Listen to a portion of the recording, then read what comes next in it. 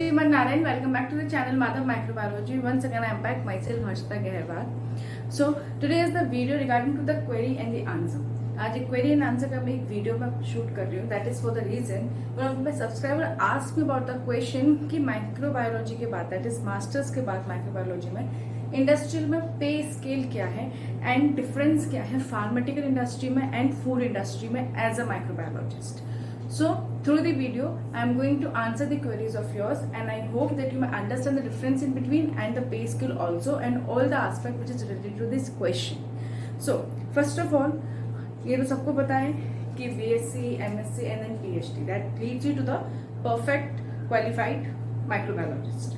And अगर आप PhD pursue नहीं कर रहे हैं, आप सीधे मास्टर्स के बाद में एज अ माइक्रोबायोलॉजिस्ट ही काम कर रहे हैं, तो उसके भी बहुत सारे एस्पेक्ट्स होते हैं. तो सबसे पहले जान लेते हैं फार्मास्यूटिकल इंडस्ट्री का.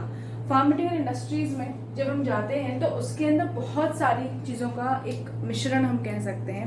सपोज जब आपने BSc और MSc किया है तो उसके बाद आपके फार्मास्यूटिकल इंडस्ट्री में जो रोल आपके लिए मिलते हैं, माइक्रोबियल फिजियोलॉजी के लिए मिल सकता है, जेनेटिक्स के लिए मिल सकता है, इम्यूनोलॉजी के लिए मिल सकता है, पैथोजेनिक माइक्रोबियल के लिए मिल सकता है, क्योंकि पैथोजेनिक का और इम्यूनोलॉजी का और जेनेटिक्स का ही डायरेक्ट इंटरेक्शन हो रहा है क्योंकि ये फार्मास्यूटिकल इंडस्ट्री है.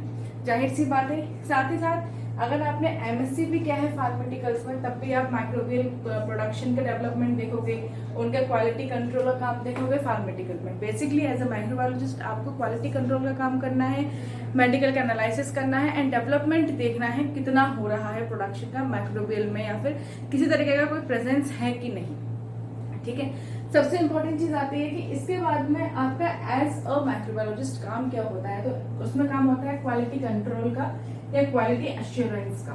एंड साथ ही साथ अगर आपने PhD की है then it's a golden chance for you. आप रिसर्च डेवलपमेंट का भी काम कर सकते हो, रिसर्च ऑथोरिटीज का भी काम कर सकते हो एंड प्रोडक्शन मैनेजमेंट का भी काम कर सकते हो. इन साथ ही साथ में इसमें बहुत सारी चीजें जुड़ी होती है जो कि एक दूसरे से इंटरलिंक रहती है. जब हम क्वालिटी कंट्रोल या क्वालिटी एश्योरेंस की बात करते हैं तो इसमें आपके ऊपर ही पूरा एक रोल होता है that you have to maintain the quality, that किस तरीके से आप अपने प्रोडक्शंस की क्वालिटी को मेंटेन रखते हैं, कैसे से माइक्रोबियल ग्रोथ से बचाते हैं, कैसे आपने प्रिवेंशन किया, कैसे इसमें आपने डेवलपमेंट्स का इस्तेमाल किया. फिर इसके बाद आती है main point that is earning point. कोई भी चीज है उसका कोई भी फिक्स्ड अमाउंट नहीं है. फर्स्ट ऑफ ऑल ये चीज समझ लीजिए, कोई भी जॉब के लिए कोई भी पैसे कोई भी अमाउंट फिक्स नहीं होते हैं. It's totally depend on the company. It's totally depend the working area you are choosing is that have that own respectful condition और नॉट.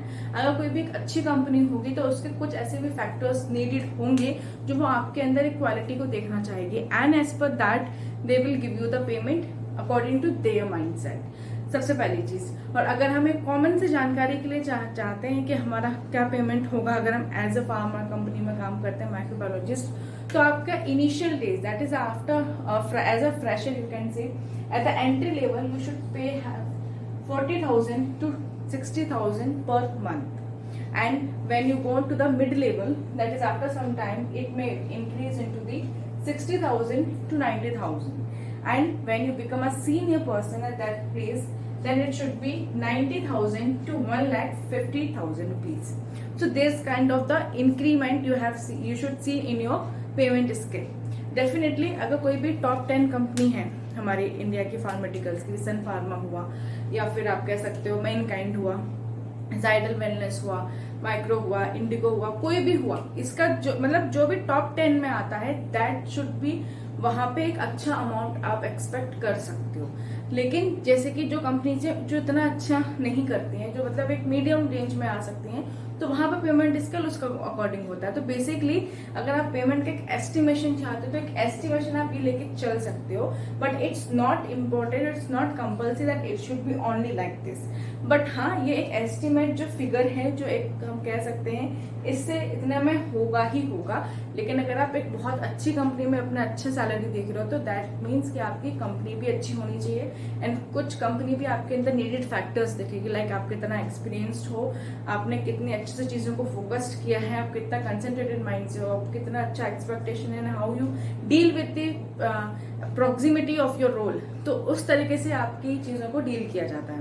तो उस बेसिस पे आपको पेमेंट भी होता है एंड ये सारी फैक्टर्स मिलके ही एक पेमेंट पैकेज बनता है. तो इसीलिए कोई भी चीज का एक एक हम डायरेक्ट नहीं कह सकते कि इतना अमाउंट आपको मिलेगा ही मिलेगा, लेकिन हाँ एक लोकल या फिर आप कह सकते हो एक रफ एस्टिमेशन के लिए आप इतना मान सकते हो।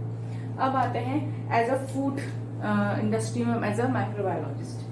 तो जैसे कि मैंने इसे बताया था कि इसमें माइक्रोबियल जेनेटिक्स है, फिजियोलॉजी है, बीएससी एमएससी के बाद, तो यहीं पे आप इसको शिफ्ट कर दीजिए आपके फूड टेक्नोलॉजी को। अब फूड टेक्नोलॉजी में भी वही चीज आ गई, बस अंदर थोड़ा सा ही है। जैसे फूड टेक्नोलॉजी में आपने जैसे माइक्रोबायोलॉजी में बैचलर्स की, फिर आपने अपना मास्टर्स किया है, अगर आपने पीएचडी भी किया, तो बेसिकली फूड टेक्नोलॉजी में क्या होता है, आपको स्पॉइलेज होने से बचाना है, कोई भी चीज खराब नहीं होनी चाहिए, कोई भी अनवांटेड माइक्रोबियल ग्रोथ नहीं होनी चाहिए, ठीक है, क्वालिटी को कंट्रोल रखना है, एंड साथ ही साथ में आपको हाइजीनिक कंट्रोल भी रखना है, ठीक है। तो ये सारे फैक्टर्स आते हैं। अगर आप बात करो कि इसमें क्या अंतर है फार्मेटिकल में एंड फूड में, तो अंदर ये आता है कि फूड टेक्नोलॉजी थोड़ी सी लिमिटेड स्पेस हो जाता है, जहाँ पे सिर्फ आप फूड सेफ्टी की ही बात कर रहे हो और फूड से रिलेटेड चीजों को आप कंट्रोल कर रहे हो, क्वालिटी कंट्रोल कर रहे हो, फूड सेफ्टी कर रहे हो,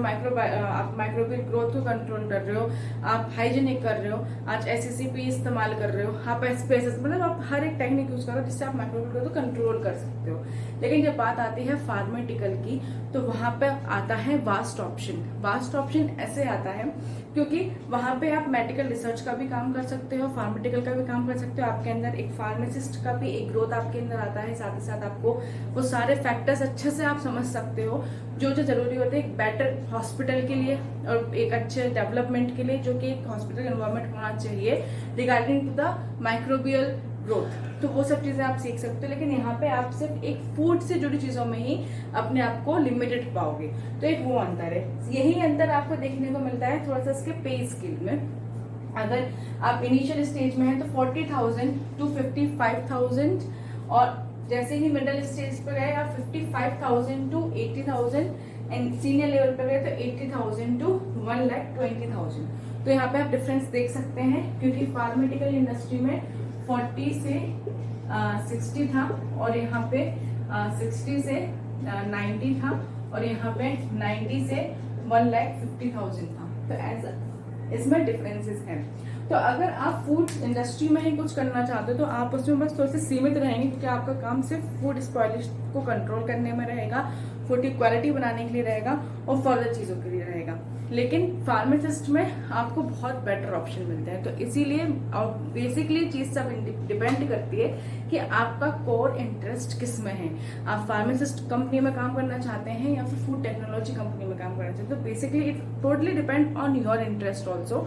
अगर जिसमें आपका इंटरेस्ट है, अगर आपको फूड में इंटरेस्ट है, तो आप इसमें काम करते हैं। तो किसी भी फूड कंपनी में ब्रिटानिया है या कोको कोला है या फिर आपका डेयरी मिल्क का है, या फिर आप बात कर सकते हो नेस्ले के काम कर सकते हो, मदर डेयरी में काम कर सकते हो। तो बहुत सारे एस्पेक्ट हैं, बहुत सारे रोल्स हैं फूड इंडस्ट्री में जहां पे आप उसको प्ले कर सकते हो।